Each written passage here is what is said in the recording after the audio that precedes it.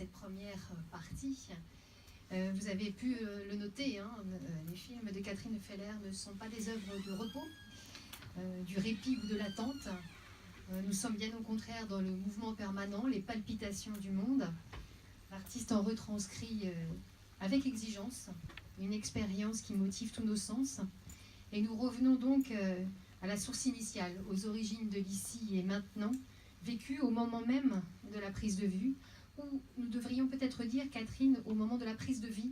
Je crois que ça te satisferait aussi.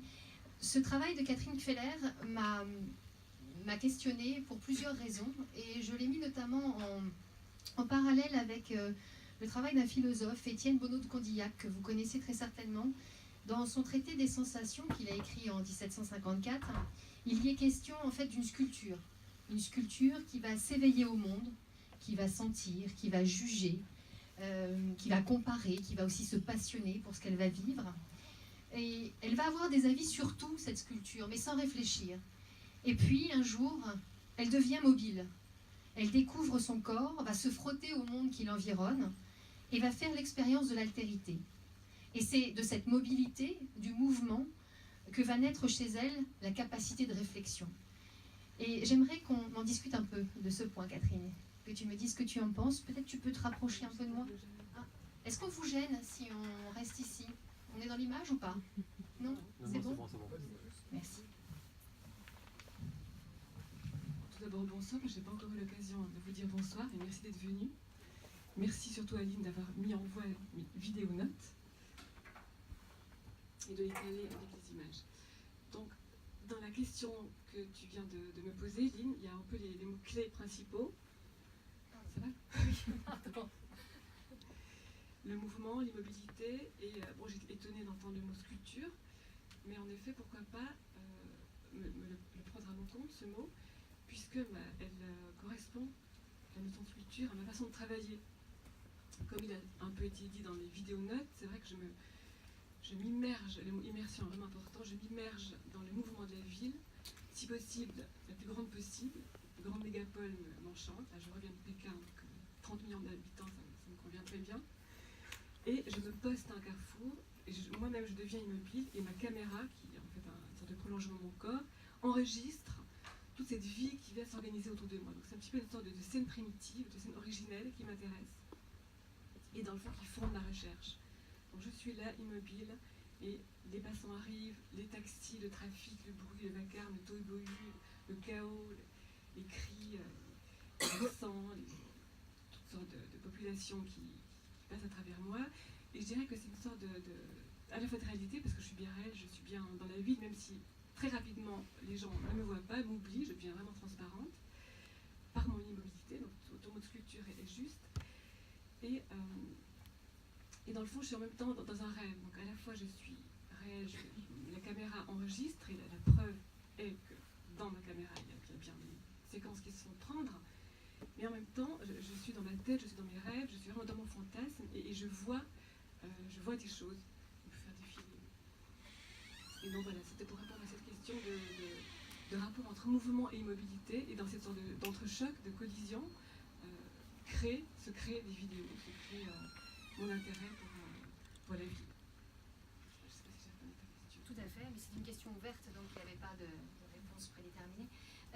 Et j'aimerais que tu reviennes, tu as commencé un peu à en parler de ce processus créatif que tu mets en place quand tu es dans la ville. J'aimerais que tu nous parles de la construction de tes images. Tu viens de la photographie, et cette photographie t'a progressivement amené à réaliser des vidéos. Et j'aimerais donc que tu nous parles de ça. Tu as écrit « Je viens de la photographie, mes vidéos sont des vidéos de photographes ». Et est-ce qu'on peut aborder ce point et parler justement de et je rends hommage à Marilène Negro, que j'ai vu, à cette façon dont tu construis tes images, dont tu les fabriques. Tu parles de travail d'écriture. On pourrait parler aussi pour tes présentations de travail d'écriture de l'image. Et je pense que ça pourrait être intéressant que tu nous en parles un peu aussi. Donc pour ce qui est de la fabrique de l'image, il y a plusieurs étapes. En effet, on peut dire que je suis une photographe amoureuse de la vidéo et une vidéaste amoureuse de la photographie. Je travaille vraiment sur ce seuil entre l'image fixe et l'image en mouvement. J'essaie de les mêler le plus possible. D'ailleurs, je ne me gêne pas non plus parfois, de manière très décomplexée, de faire les mêmes séries, vidéos, photos, deux existences, comme si je pouvais conduire avec deux vitesses en même temps. Donc vidéo et photographie se complètent, et je vais chercher dans un médium ce qui manque à l'autre. Dès le départ, là vous voyez défiler, on peut le faire défiler encore plusieurs. On peut le lancer tout simplement. Oui, le lancer. Dès le départ, donc ça c'était des années 80, c'est mes tout premiers travaux. Ça s'appelait La matière du paysage. J'ai beaucoup voyagé pour trouver ces champs vides, sans personnage. Et... Oh, je suis en train de perdre des fils. Ce que je veux dire avec ce travail entre photo et vidéo, c'est que dès le départ, toutes ces premières photographies qui défilent, s'il vous plaît,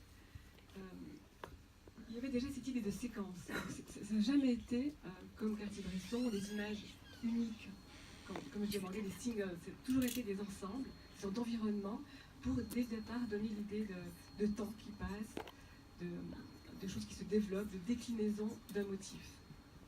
On voit aussi avec ces premiers paysages mon premier amour qui était la peinture. J'ai en effet étudié l'histoire de l'art et j'ai voulu, dans un premier temps, parcourir la planète pour trouver, dans des pays les plus lointains possibles, des effets de la peinture. Comme si un peintre était venu et avait laissé des traces dans le paysage, un peu comme le land art, comme si on voyait des coups de pinceau, des pigments, des sortes d'étalements de couleurs, de matière. Et donc c'est ça que je cherchais. Donc marier l'histoire de l'art, la peinture et la photographie, mais la photographie pas vraiment fixe, qui se décline en triptyque, ou en diptyque, ou en quadriptyque. Donc pour ta question, que j'ai toujours en tête, comment je les fabrique, donc dans un premier temps, c'était des photographies en photo. Et ensuite, quand la vidéo est arrivée, la vidéo me permet en fait de faire la photographie. Parce que je vais chercher dans les 24 images par seconde, je déplie le vidéogramme et ensuite je refais de la photographie avec la vidéo. Donc, la vidéo, c'est une sorte de coulisse un peu secrète de mon travail et c'est la vidéo qui fonde même les photographies. Donc souvent, je rejoue la vidéo sur mon ordinateur, j'arrête les images, 24 images par seconde. J'ai donc un puits d'images fixes énorme. Et dans ce puits, j'assemble des images, je les associe et je fais ce que j'appelle des multicompositions. On le verra un peu plus tard, ça va arriver. Où j'ai par exemple 80 images issues de vidéos Stills. Et ensuite, je les assemble et j'en fais des images fixes que j'appelle multicompositions. Donc ce sont des compositions en plusieurs étages, si je peux dire, où les photographies sont associées et jouent ensemble. Il y a beaucoup de répétitions, il y a des motifs qui s'entrecroisent, il y a des superpositions. Tout ça pour vraiment faire une sorte de rappel que ces images, et qu'elles soient de grand format, exposées en galerie, 2 mètres par 2 mètres, sont en fait issues d'une première existence vidéographique, filmique, qui a été prise dans la durée. Donc c'est vraiment ce jeu entre durée qui s'étend. Donc même les vidéos, vous voyez, c'est pas vraiment des films, il n'y a pas de narration, c'est comme des photographies, mais que j'aurais étendues dans le temps. Je fais une photo et je l'étends un peu et j'en fais une vidéo. Et mes photographies, c'est l'inverse. Ce sont des images fixes, elles ont une existence reste, un objet qu'on met sur un mur, dans une galerie, dans un musée, mais on sent qu'elles vibrent encore mieux. On sent qu'elles sont prêtes à s'échapper, comme si les personnages sur l'image pouvaient prendre la fuite, faire de l'ombre ou marcher, se remettre à marcher. Donc on n'est pas loin de quelque chose de bondissant dans la photographie grâce à l'apport de la vidéo.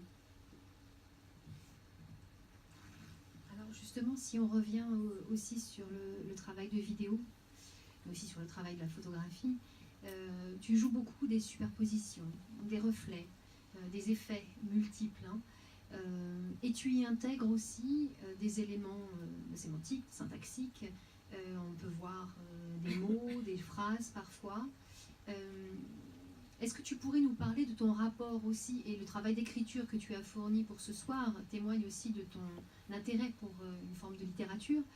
Et j'aimerais que tu nous parles justement de cette façon d'assembler, de faire une vidéo d'assemblage, comme on parlerait de sculpture d'assemblage en quelque sorte.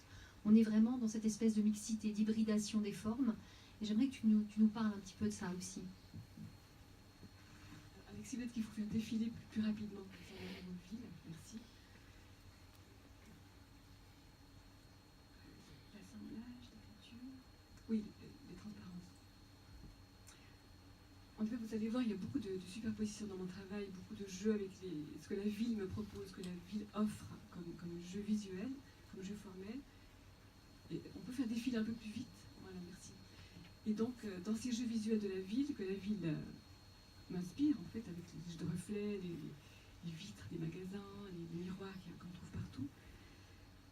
Ce que je veux montrer avec ces superpositions, c'est que dans le fond, j'ai en moi un désir d'ubiquité. C'est pour ça que j'exagère un peu le réel en le saturant. C'est comme si une scène unique ne me satisfaisait pas, ne me suffisait pas, et donc je dois l'exagérer, la saturer, la doubler, la redoubler, la décliner, la répéter, pour créer des grandes compositions où beaucoup de choses se passent. C'est un peu comme si j'essayais de capter vraiment le vrai cœur de la ville. Souvent, quand j'arrive dans une ville étrangère, tout de suite je m'immisce au cœur exact de la ville. À Pékin, c'est Tiananmen par exemple. Pourquoi? Parce que je n'ai pas du tout peur des touristes. J'aime ce côté bondé, ce nombre de gens, comme c'était une sorte de fête urbaine. Je vois le côté joyeux, les couleurs des habits, les peaux qui se mélangent, les voix, la bande sonore est fantastique dans ces grandes villes. Les chevelures, les habits, cette chorégraphie incessante que la ville propose et que les gens font d'eux-mêmes. Et donc je dirais que c'est la ville, le grand chef d'orchestre. Il n'y a plus qu'à capter, il n'y a plus qu'à enregistrer. Et donc souvent, quand je filme ces scènes-là, au cœur de la ville, où on sent vraiment le cœur qui bat, je suis vraiment entièrement traversée par ces événements, ces sortes de microcosmes, ces espèces de micro-événements de la ville, sont pour moi d'une haute importance, et je sens vraiment les événements qui arrivent de manière très, très intense. Et la vidéo, oui, je vois que ça, on entend dans les paysages. Est-ce qu'on peut passer la série suivante, s'il te plaît?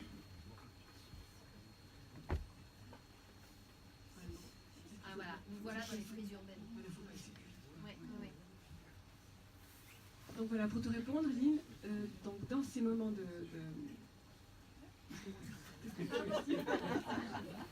Ça fait partie du jeu ce soir aussi, les petits moulinets. Voilà, tu fais défiler toutes les 4 secondes. Voilà, toutes les 4 secondes, on presse sur la flèche. Merci.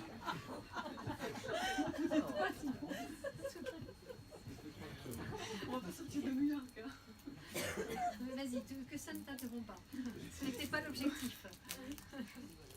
Donc on parlait de cette ubiquité, oui, on disait que ce qui m'intéressait c'était ce moment très intense où toute la vie est augmentée par...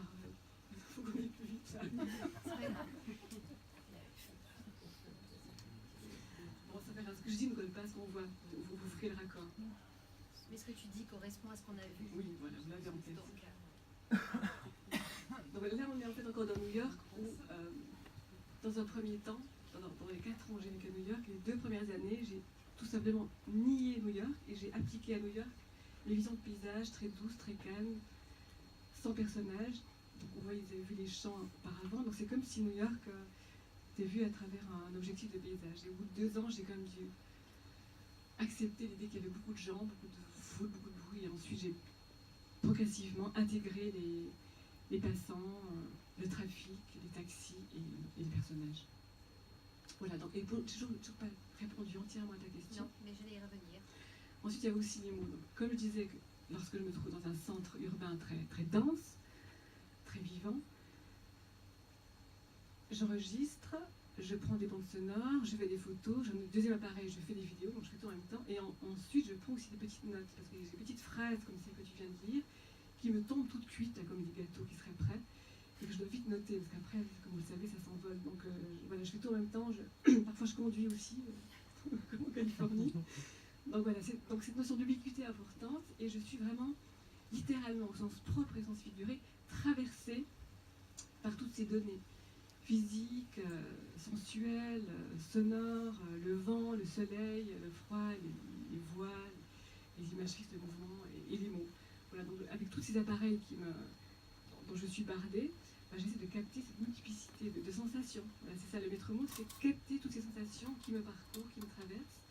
Et donc je dirais que j'ai une définition de l'être humain traversé. Pour moi, nous sommes essentiellement des êtres traversés, traversants, et donc les taxis, les passants, la vie, l'architecture, les bâtiments, les flics, les gardiens, nous traversent. Et donc, en tant qu'artiste, je dois témoigner de cette notion d'être traversant. On se fait traverser, d'où les reflets, d'où l'ubiquité, d'où les mots, d'où les sons, d'où les photos, d'où les vidéos. Mais tu te laisses traverser. Mais j'aimerais quand même revenir sur la construction de tes sons, de tes bandes son et la construction du texte. Il y a dans les films que nous avons vus tout à l'heure, le texte défile à un rythme parfois différent. Il arrive de gauche, de droite, il est propulsé sur l'image de manière très, très particulière. Il est parfois peu lisible parce qu'il reste très peu de temps à l'écran. Donc j'aimerais revenir sur justement cette espèce d'urgence à communiquer les choses aussi. Et puis par rapport à cette bande-son que tu fais, il me semble que la bande-son n'est pas toujours celle, dans celle qui est présentée dans les films, celle qui était sur place. Tu fabriques aussi du son, comme tu fabriques tes images en les superposant, en faisant des choses très personnelles. Le son aussi n'est pas forcément celui qui a été capté sur place, me semble-t-il. Oui, alors pour ce qui est des bandes sonores, je dirais qu'il y a deux temps. Il y a toujours le premier temps de la prise sonore réelle, donc le vrai son au moment où je les filme, donc le bruit de la rue, qui est comme une sorte de toile de fond très importante et qui finalement témoigne de la réalité. Ça témoigne que j'étais là. J'ai vécu ce moment, j'en suis fière, j'étais là. Et en même temps, ça donne une sorte de structure de fond, comme une sorte d'ossature de la réalité. Et dans un second temps, quand je rentre chez moi, dans mon atelier, que je retravaille, que je visionne ces vidéos parfois longtemps après, des semaines, voire des années après, ensuite me vient souvent un texte, des mots, des phrases, ou alors une autre bande sonore, ou alors carrément de la musique. Et donc souvent je tricote, je mets ensemble ces deux moments. Et c'est important d'avoir ces deux sources de son. La première elle est importante pour montrer que j'ai quand même filmé des choses pour de vrai, comme disaient les enfants, pour de vrai. Et en même temps, la bande sonore que j'ajoute après coup, souvent que je lis ou lis, pour avoir une voix un peu bizarre, montre que ce qui m'intéresse, c'est aussi de donner un état mental. Que c'est pas que des choses réelles qui m'intéressent, mais que je veux aussi, à travers ce que la réalité me donne, témoigner de ce qui se passe dans la tête. Pas dans ma tête, mais dans la tête de tout le monde. Tout le monde, chaque passant, vous, moi, quand on marche dans la rue, dans les grandes villes, on est en effet bombardé par toutes sortes de pensées, de différents registres. Des choses importantes, des choses banales, des choses triviales, le passé, le présent, le futur, un désir, un regret, une volonté, une rancune. Donc tous ces registres de sentiments, d'états mentaux, d'états psychiques sont là en même temps. On est capable d'avoir toutes ces pensées en même temps. Et donc c'est ce que je veux montrer dans mes compositions, c'est que toutes ces pensées sont capables d'être tenues dans une même vidéo, dans une photographie. Donc c'est cette ubiquité, cette multiplicité que j'essaie d'enserrer dans mes compositions. C'est pour ça qu'elles sont très recomposées, pour essayer de rassembler comme dans un filet tout ce qui se passe en nous, tout ce qui nous traverse. C'est pour ça que je compare souvent la vidéo, la caméra vidéo, à une sorte de toile d'araignée. C'est tout ce grand web, cette grande toile d'araignée, tous les insectes de la réalité viennent se faire prendre, les passants et nous-mêmes. Et il y a aussi dans ce jeu, me semble-t-il, des temporalités aussi différentes qui construisent ton œuvre. Comme tu ne présentes pas le film tel que tu l'as filmé, tu ne présentes pas la bande-son telle que tu l'as captée, donc on est à chaque fois dans une temporalité qui est multiple et qui ouvre aussi différents champs. Tu me disais, lorsqu'on s'est revu pour préparer cette conversation, que tu laissais le temps, tu laissais un temps considérable entre la prise de son, la prise de notes, la prise de vue et ce que tu pouvais en faire in fine. Donc il y a une espèce de temps de maturité qui me semble être très importante aussi dans ton travail et qui vient justement rajouter en quelque sorte, se superposer à tout ce que tu peux nous montrer. Et ça, je pense que c'est une dimension aussi qui est très intéressante à analyser au regard de la façon dont tu considères la caméra aussi, par rapport à cette notion d'inconscient. Comment est-ce que tu pourrais évoquer ces éléments, les mettre en parallèle? Il y a beaucoup de choses dans ta question, je vais peut-être pas tout traiter. D'abord, la question du temps. Comme vous l'avez vu, j'aime la vitesse, j'aime la rapidité, j'aime l'urgence. Donc quand je filme le moment de la prise de vue, la prise de vie, comme tu disais, c'est très très rapide. J'ai même l'impression que ma caméra me devance et filme avant même que j'ai eu le temps de presser sur on avant même que j'ai réalisé que j'étais en train de filmer. Donc ça, j'aime aussi beaucoup me laisser prendre par ma caméra. J'ai ce fantasme d'artiste que en fait c'est elle qui décide de tout et que moi je suis passive et que je suis ce que la caméra décide et souhaite filmer. Donc ce côté rapide, il est là. Ensuite, comme pour équilibrer cette vitesse extrême, parce que la caméra va presque plus vite que la vie qui se passe sous nos yeux, j'ai besoin en effet d'un long temps de maturation, même d'un long temps de séparation, puisque je suis incapable de regarder ce que j'ai filmé tout de suite. C'est une sorte de blocage qui se fait en moi, et c'est comme si c'était sacré, et je n'ose pas regarder ce qui vient d'être filmé. Et dans la salle, il y a mon ami Christian Barani, je sais qu'il partage cette pratique, où on n'ose pas y toucher, on n'ose pas regarder. Donc parfois, j'attends vraiment plusieurs années avant d'oser faire l'épreuve de la réalité et voir si ce que j'ai filmé est bon ou pas. Parce que si c'est foutu, c'est trop tard, c'était au l'autre bout du monde, je ne peux pas retourner. Donc c'est aussi cette peur-là qui me bloque. Donc ces deux temps sont un peu bizarres, cette rapidité de prise de vue et ce long temps d'oser regarder et savourer ce qui a été pris. Donc ça c'était pour le rapport au temps. Et donc en fait c'est simplement une couche temporelle en plus qui vient animer la réalité. Et alors les titres et les sous-titres, ils te viennent quand? Au moment de la prise de vue? Au moment où le temps a fait son œuvre, si j'ose dire, et tu retravailles les images? Qu'est-ce que tu pourrais nous dire de ces titres?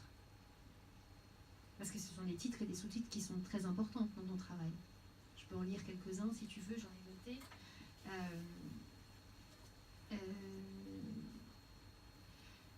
Vivre, alors par exemple, vivre dans une vie difficile devient presque un privilège. Vivre dans une ville difficile, oui, devient presque un privilège. Ou bien encore, elle s'oriente en suivant l'impact des balles. Ou aujourd'hui, personne de ma famille n'a été tué. Ça, c'est dans la série Intrigue qui date de 2014-2018. Est-ce que tu pourrais nous parler justement de ces titres et de ces sous-titres que tu donnes à tes œuvres? Oui, alors pour ce qui est des titres, ils viennent à des moments différents, à tout moment, avant, pendant, après. Ça, c'est une première chose. Et je dirais que les titres sont importants. J'ai toujours trouvé que les untitled ou sans titre sont une sorte de baffe vis-à-vis des spectateurs, et c'est une sorte de non-respect des visiteurs. Et je trouve que donner des titres, c'est la moindre des choses pour faire un pas vers les autres. Vraiment, je me dis que je dois trouver des titres qui ont du sens pour faire le lien entre vous et moi. Donc c'est une sorte de dialogue entre vous et moi, et je ne veux surtout pas m'enfermer dans des sans-titres que je trouve un peu autistiques. Alors les titres dépendent vraiment des séries.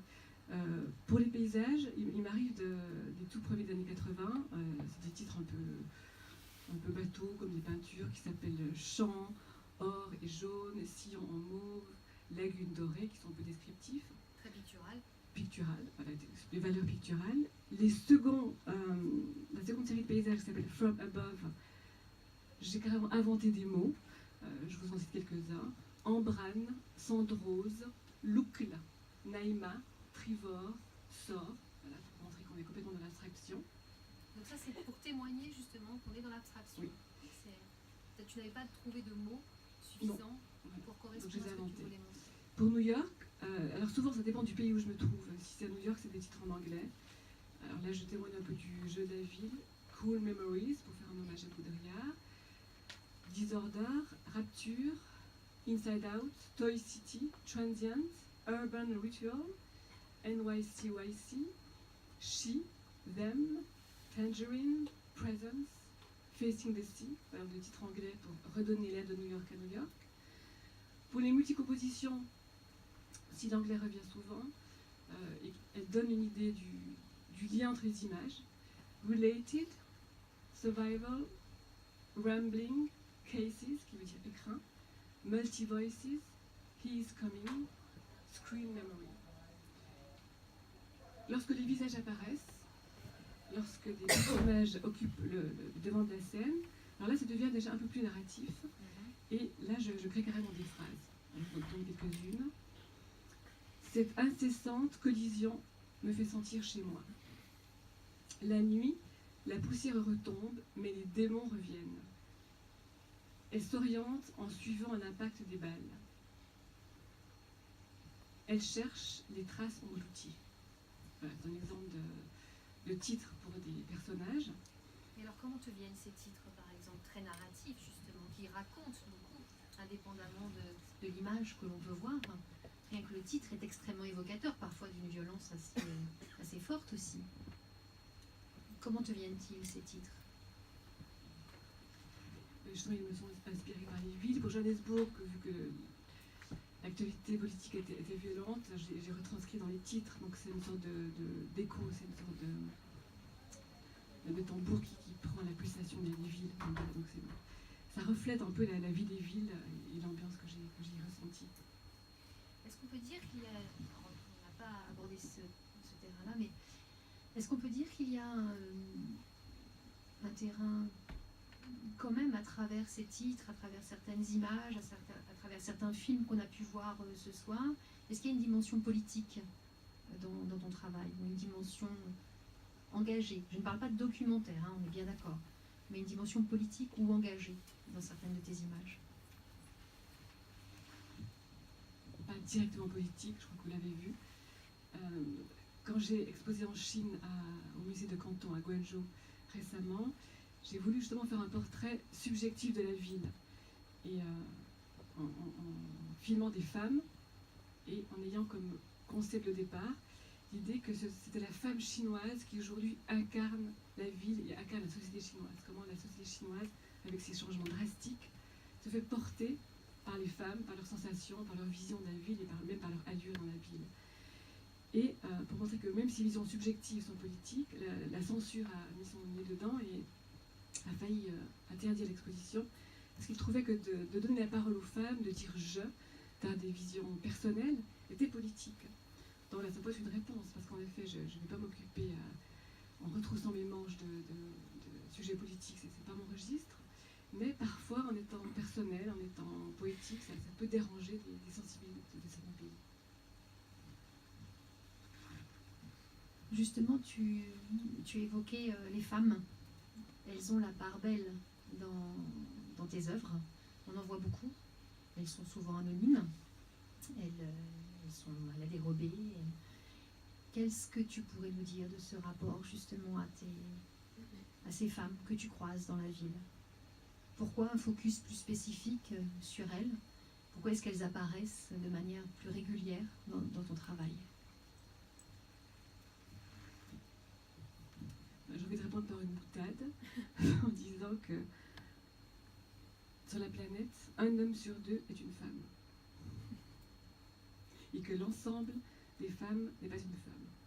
Bon, je te taquine, en fait, je ne sais pas en fait pourquoi je photographie les femmes. Je pense que nous sommes en train de préparer avec Béatrice Andrieux, qui est ici là ce soir, la commissaire de l'exposition à la galerie RX. Nous sommes en train de préparer l'exposition qui va s'intituler China Driftings. Et Béatrice a écrit un très beau texte pour présenter l'exposition où elle disait, donc je la cite, que cette présence des femmes dans la ville était une sorte de miroir tendu à tout le monde, et peut-être une sorte d'alter ego, peut-être une sorte de double. Mais je n'ai pas l'impression consciemment que c'est un double de moi-même, mais plutôt une sorte de miroir que je tends à tout le monde, et que comme je suis une femme et que je connais mes sensations, comme c'est un terrain que je connais, j'en parle. C'est plus une sorte de familiarité qu'une volonté féministe ou politique. C'est plutôt une sorte de lieu, de langage, d'univers que je connais. Donc j'en parle.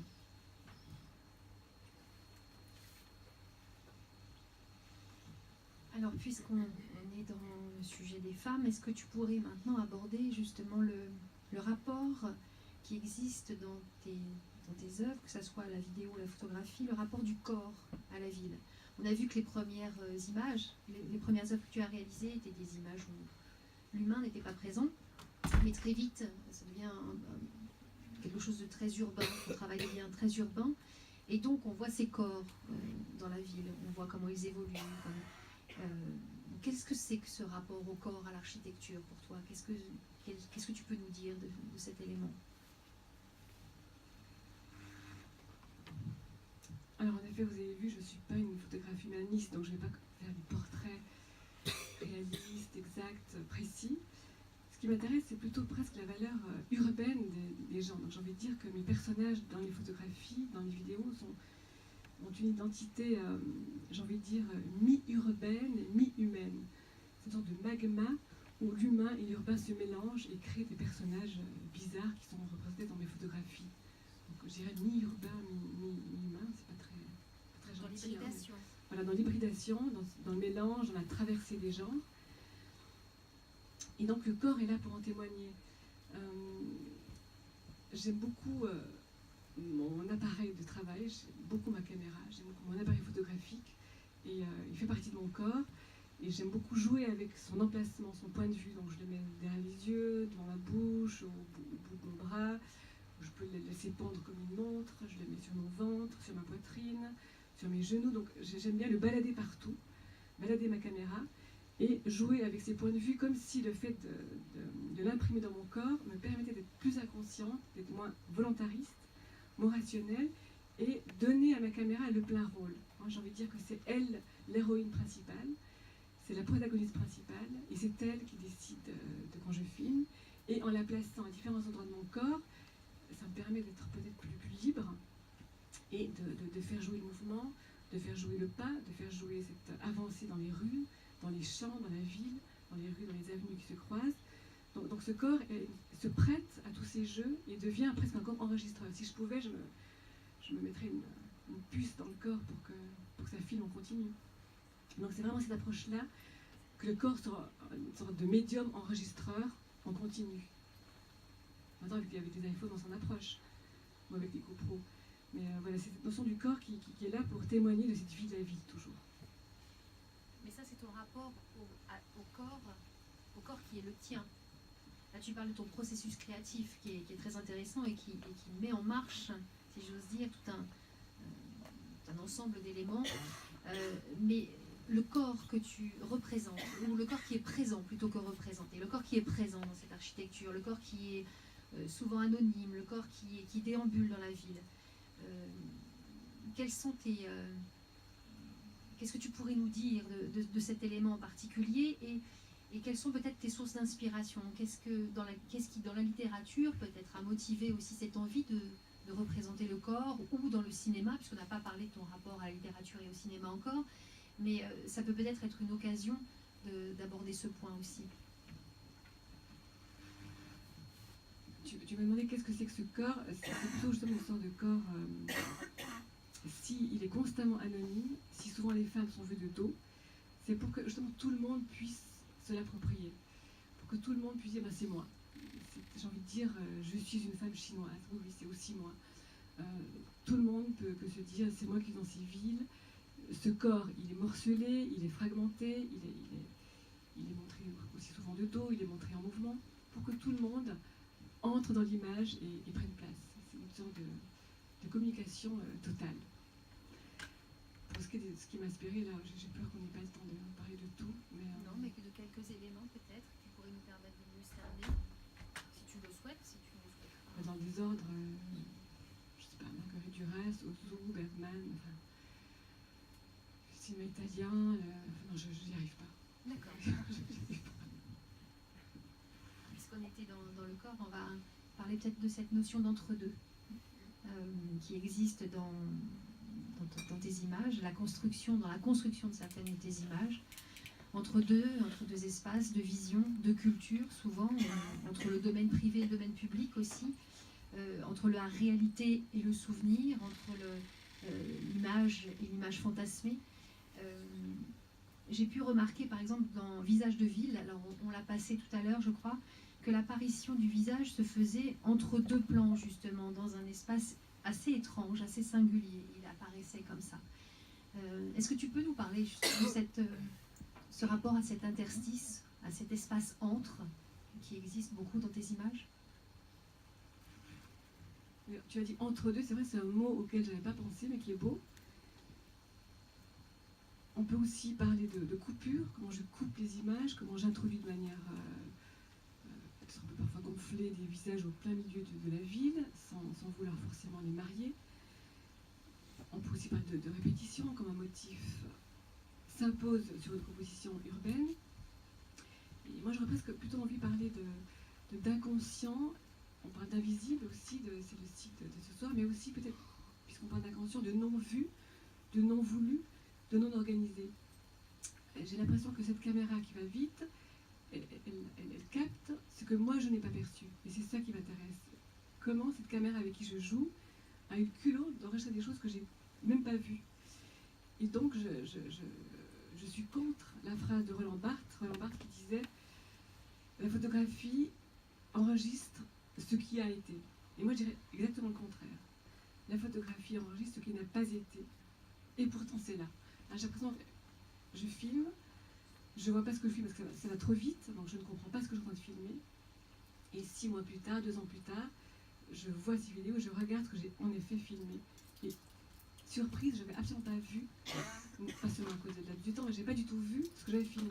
Et c'est ça que j'adore, c'est d'avoir l'impression que la caméra a eu son mot à dire, a ajouté son grain de sel, et a eu le courage de filmer ce que moi je n'avais pas vu, donc ce qui peut-être n'a pas été ce qui s'est réellement passé, mais n'empêche, c'est dans la boîte de la caméra.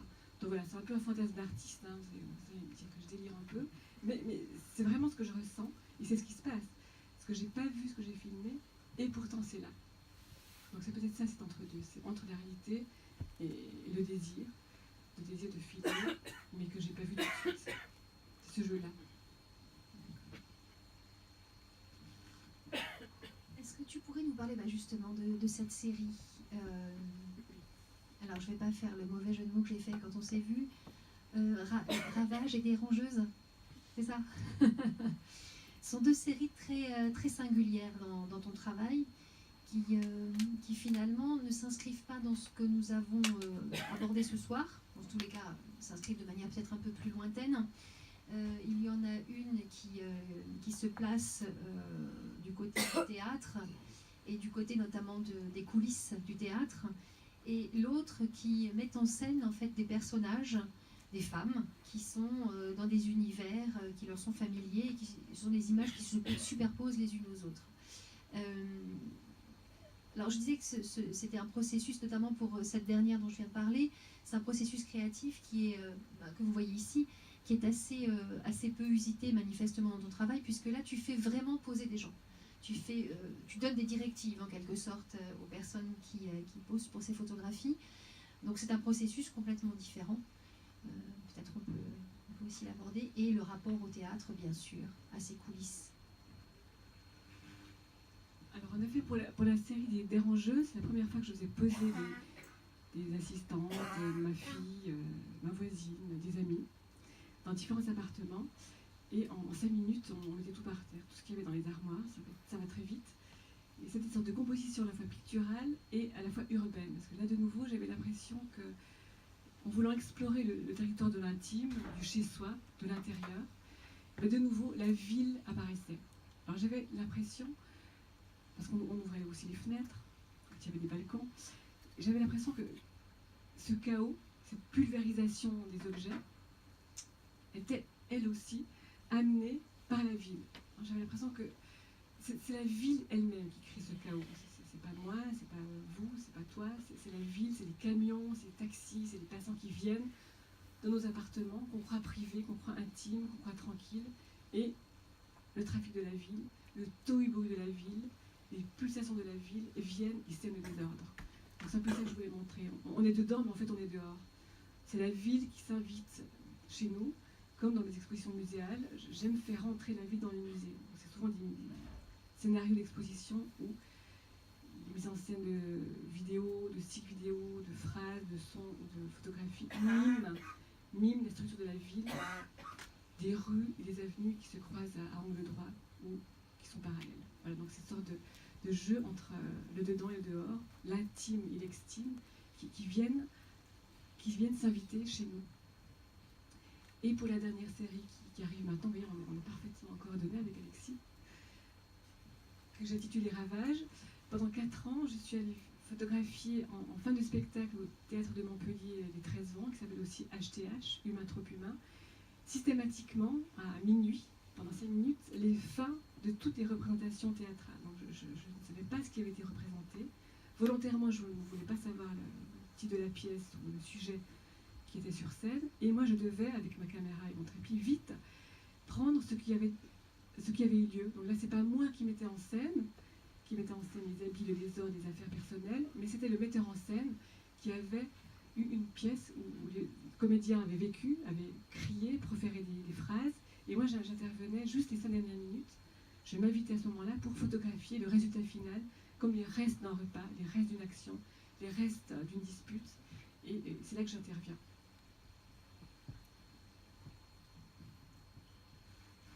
Quel statut tu as, toi, quand tu fixes sur la pellicule ces moments, ces instants particuliers? On n'est plus à l'extérieur, on n'est plus dans l'anonymat, on n'est plus dans le tohu-bohu de la ville, comme tu le disais, mais on est vraiment dans quelque chose qui convoque presque la notion d'inconscient. On est vraiment dans l'intérieur de quelque chose, et dans les entrailles de quelque chose qui est en cours, ou qui a eu lieu en tous les cas. Donc dans ces restes, cette forme d'archéologie comme ça, on va chercher ce qui a eu lieu. Tu te positionnes comment? Pour cette série, Ravage, je dirais que ça fait comme si on me demandait, bon c'est moi qui me suis passé cette commande, mais c'est comme si on me demandait de venir finalement interpréter les dessous de cette histoire, les dessous de cette scène théâtrale, les dessous des pièces. Et Rodrigo Garcia, qui était le directeur du théâtre, j'ai fait ça pendant Rodrigo Garcia, pendant qu'il était directeur du théâtre, 13 ans à Montpellier. Et je crois qu'il était très, très heureux, parce que c'est comme si j'étais une sorte de vigie, de témoin qui n'avait pas été prévu, comme un dernier invité qui vient manger votre repas. Et mon rôle serait finalement de donner ma version des faits sans avoir été témoin du contenu. Donc c'était un beau rôle, puisque je devais laisser libre cours à mon inconscient, à mon cadrage, à mon intérêt, à ma façon de composer, en ayant presque les yeux bandés, j'ai envie de dire. C'est comme si j'avais un bandeau et néanmoins je fais clic-clac. C'est le mot de la fin. Oui, on peut effectivement s'arrêter là, mais moi j'avais envie de garder 5 minutes pour des questions éventuelles, puisque c'est une œuvre qui peut poser question. Et j'aimerais vous donner la parole. Est-ce que vous avez, vous, envie d'intervenir, de poser des questions à Catherine, qui est ici? Profitez-en. Moi, je voulais poser une question sur la série Ravage. Je peux pas, c'est avec Phil. Je suis désolée. Il faut Non, te mais- mettre debout et parler fort. Non, je voulais revenir sur la série Ravage, que je connais moins bien finalement.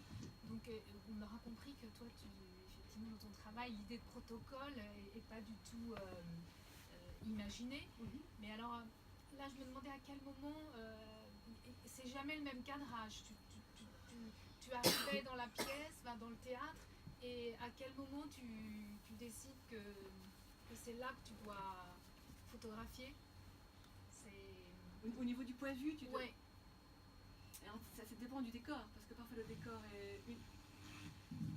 le décor est uniquement derrière, parfois il est all over, il est partout, parfois il est dans un coin, donc parfois je suis dans les coulisses, parfois je vais sur la scène. Donc en fait, je dirais que je tourne autour de mes sujets, un peu comme une amoureuse louche qui rôde autour du sujet, pour trouver le bon point de vue, et surtout pour complexifier les données, parce que j'évite le plus possible d'avoir une version trop réaliste, trop compréhensible. Donc plus je peux brouiller les pistes et superposer les points de vue, plus je suis contente en fait. Donc c'est ça que je cherche, à ne pas expliquer et à assumer encore un peu plus le désordre dans un décor déjà bien morcelé. Ce qui me frappe beaucoup, c'est, je dirais, tes premières photos de paysage. Et après, ça devient comme des textures. C'est comme quelque chose qui est tissé, et ça devient la deuxième dimension. Est-ce que tu partages cet angle de vue? Une sorte de deuxième dimension, texture, woven, tu vois. Oui. Tu parles des paysages. Même après, Oui. même après. Oui, texture, c'est vrai, on pourrait aussi parler peut-être de couches, hein. C'est vraiment des multi-layers, comme on dit en anglais. C'est vraiment beaucoup de couches qui se superposent. Donc en effet, le paysage a été une première structure, une sorte de couche de base, une sorte de tissu, de matrice, on peut aussi parler de matrice, et ensuite les choses viennent prendre leur place, et ils se superposent en effet. Mais c'est vrai qu'on peut parler de texture, de matrice, de toile de fond. C'est un peu la toile blanche du peintre, puisque j'ai commencé par la peinture. C'est la toile blanche du peintre, mais pour moi, elle n'est pas blanche, c'est déjà un paysage, c'est déjà une rue, c'est déjà une place, c'est déjà un bâtiment. Et ensuite la vie arrive. J'ai une question sur l'outil, l'instrument. Vous travaillez avec le numérique, en fait l'instrument c'est à la fois ce qui nous permet de filmer et ce qui nous permet de prendre une photo. Mais ça c'est aujourd'hui. Mais avant, comment ça se passait avec l'analogique? Est-ce qu'il y avait d'un côté la caméra photo et puis il y avait la caméra vidéo et puis c'était un autre travail? Comment ça a changé en fait, le rapport entre l'analogique et le numérique? En effet, j'ai été témoin de ce passage, étant donné ma date de naissance, entre l'argentique et le numérique. Alors les tout premiers paysages que vous avez vus, c'était en effet que de l'argentique. Même les premières compositions de New York qui s'intitulent Frise urbaine, qui étaient à la fin des années 80, je faisais tout avec des tirages photos qu'on appelle des seal prints, de la colle, une paire de ciseaux et un papier sur lequel je composais mes petits collages. D'ailleurs, parfois c'est un peu mal fait, ça déborde, c'est mal coupé, c'est pas droit, et j'aime bien aussi ce côté manuel. Et il y avait une sorte de respiration qu'ensuite on perd avec le numérique en effet. Et quand je suis arrivée à Paris, au début des années 2000, en effet, alors là j'ai opté pour le numérique, un peu par force, un peu contrainte, et j'ai mieux composé, j'ai mieux terminé les lignes droites, et ensuite j'ai utilisé l'ordinateur pour assembler les images. Donc c'était plus les ciseaux et le papier et la colle, tube de colle, mais c'était en effet l'ordinateur qui permettait d'avoir des compositions peut-être plus alignées, pour le bien ou pour le mal, je sais pas. Mais ceci dit, auparavant comme aujourd'hui, j'ai toujours beaucoup d'appareils en même temps. Donc j'ai toujours l'iPhone pour prendre des notes avec ma voix, un petit calepin pour quand l'iPhone n'a plus de batterie pour prendre des notes avec un stylo, un appareil photo pour faire des photos avec une bonne définition, et une caméra vidéo pour une bonne définition de la vidéo. Donc c'est souvent très lourd, et parfois même un trépied pour être fixe et un petit peu stable. C'est pas le même instrument qui fait les photos et... Parfois oui, par manque de temps ou par manque de temps de réaction, oui, parfois oui. Donc si, comme l'a dit Lynn dans les notes, the low key quality of the video, ça va aussi. Parfois vous avez des vidéos qui sont en mauvaise définition, et c'est aussi bien.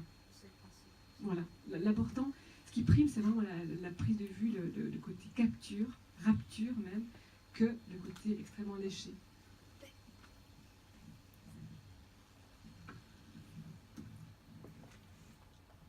D'autres questions peut-être?